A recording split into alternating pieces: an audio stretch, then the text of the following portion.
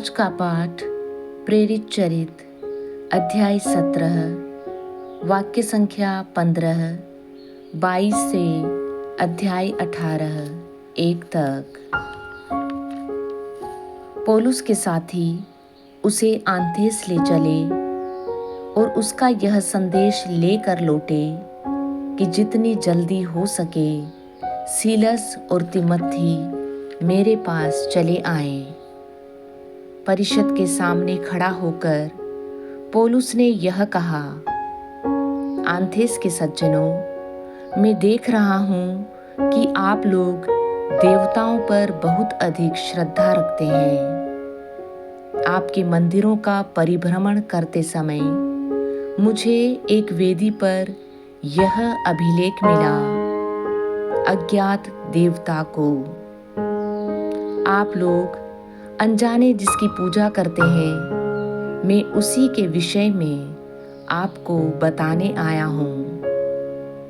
जिस ईश्वर ने विश्व तथा उसमें जो कुछ है वह सब बनाया है और जो स्वर्ग और पृथ्वी का प्रभु है, वह हाथ से बनाए हुए मंदिरों में निवास नहीं करता।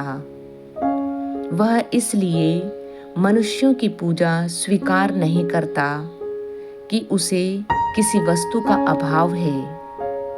वह तो सभी को जीवन, प्राण और सब कुछ प्रदान करता है।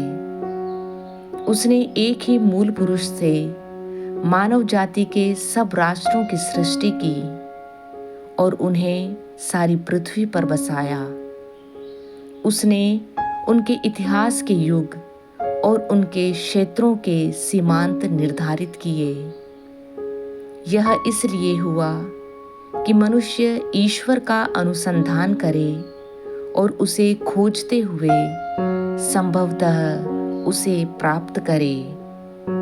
यद्यपि वास्तव में वह हम में से किसी से भी दूर नहीं है, क्योंकि उसी में हमारा जीवन, हमारी गति तथा हमारा अस्तित्व निहित है। जैसा कि आपके कुछ कवियों ने कहा है, हम भी उसके वंशज हैं। यदि हम ईश्वर के वंशज हैं तो हमें यह नहीं समझना चाहिए कि परमात्मा सोने, चांदी या पत्थर की मूर्तियों से सादृश्य रखता है, जो मनुष्य की कला तथा कल्पना की उपज है।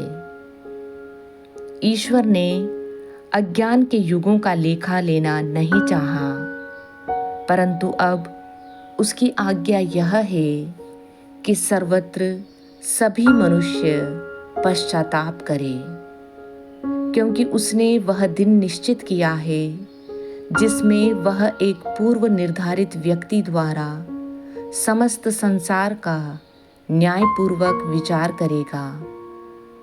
ईश्वर ने उस व्यक्ति को मृतकों में से पुनर्जीवित कर सबको अपने इस निश्चय का प्रमाण दिया है। मृतकों के पुनरुत्थान की चर्चा सुनते ही कुछ लोगों ने उपहास किया और कुछ लोगों ने यह कहा, इस विषय पर हम फिर कभी आपकी बात सुनेंगे। इसलिए पौलुस उन्हें छोड़कर चला गया। फिर भी कई व्यक्ति उसके साथ हो लिए और विश्वासी बन गए, जैसे परिषद का सदस्य दियोनीसियुस, दामरिस नामक महिला और अन्य लोग भी। इसके बाद पौलुस आंथेस छोड़कर कुरिन्थ आया। आज का सुसमाचार संत योहन अध्याय 16 वाक्य संख्या 12 से 15 तक। मुझे तुम लोगों से बहुत कुछ कहना है, परंतु अभी तुम वह नहीं सह सकते। जब वह सत्य का आत्मा आएगा तो वह तुम्हें पूर्ण सत्य तक ले जाएगा, क्योंकि वह अपनी ओर से नहीं कहेगा, बल्कि वह जो कुछ सुनेगा वही कहेगा और तुम्हें आने वाली बातों के विषय में बताएगा।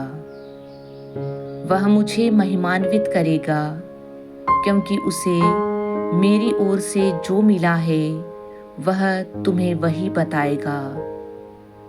जो कुछ पिता का है वह मेरा है, इसलिए मैंने कहा कि उसे मेरी ओर से जो मिला है वह तुम्हें वही बताएगा।